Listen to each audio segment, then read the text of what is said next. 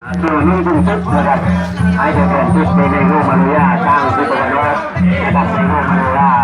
เรื่องเขานะครับนี่ก็กำลังอาภาชื่อเยอะนะครับ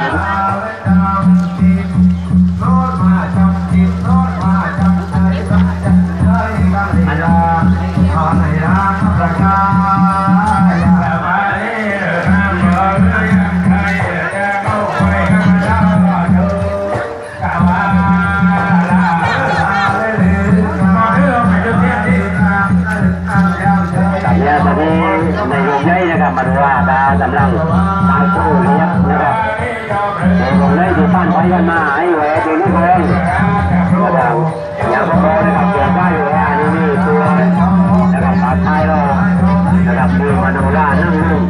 แต่ตอนนี้เดี๋ยวจะเป็นแก้วหน้าอยู่กับผู้มาดูล่านะครับที่เดียว